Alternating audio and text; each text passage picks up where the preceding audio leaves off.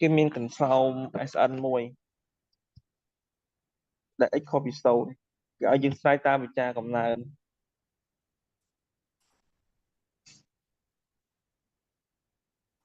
ស្រាយថា SN ស្មើ n ស្វ័យគុណ nx n ជាចំនួនគត់វិជ្ជមាន x ជាចំនួនពិតខុសពី0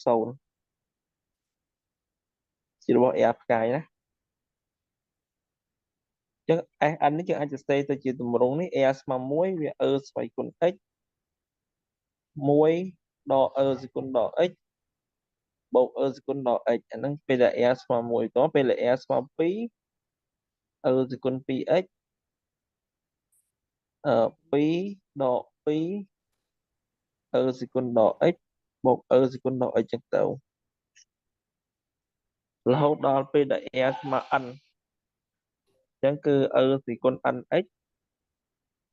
n ដក n ស្វ័យគុណដក x បូកសេគុណដក x នេះអញ្ចឹងស្រាយតាមកំណើនគឺចាប់ផ្ដើមពី n ស្មើ1ទៅអញ្ចឹង s1 គឺមានតែប៉ុណ្្នេះទេណា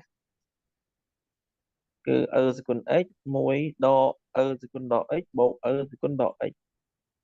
ចឹងសេគុណដក x នេះដកគ្នាអស់ហើយដល់សេគុណ x អាហ្នឹងគឺស្មើនឹង1គុណនឹង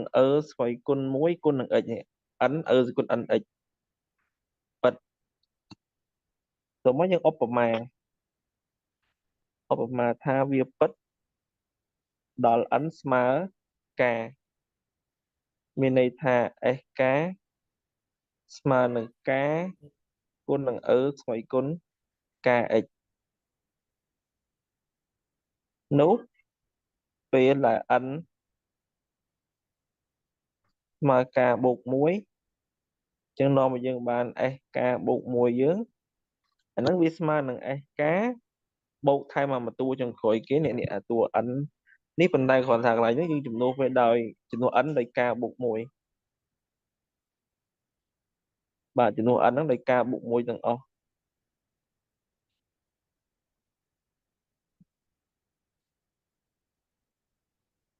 បាទ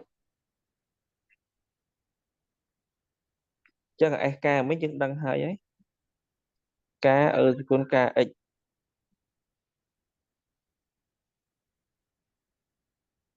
តមកទៀតអានោះយើងអឺការបូក1អានោះយើងចាប់គុណពលាតគុណពលាតយើងដក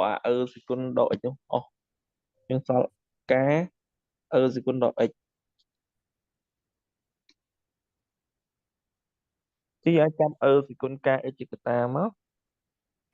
ជានេះសល់ការអានេះវាបានសល់សគុណ x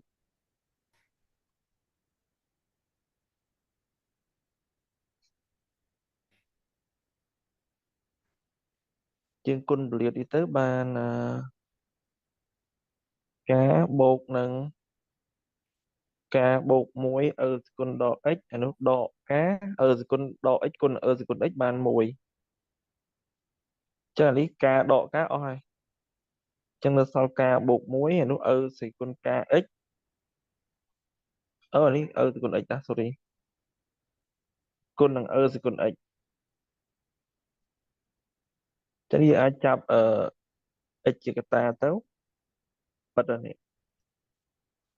ចឹងដូចនេះគ្រប់ n ជាចំនួនគត់វិជ្ជមានយើងបាន sn យើងស្មើ n ស្វ័យគុណ nx នេះស្រាយតាមវិចារកំណើនប៉ុណ្ណឹងណា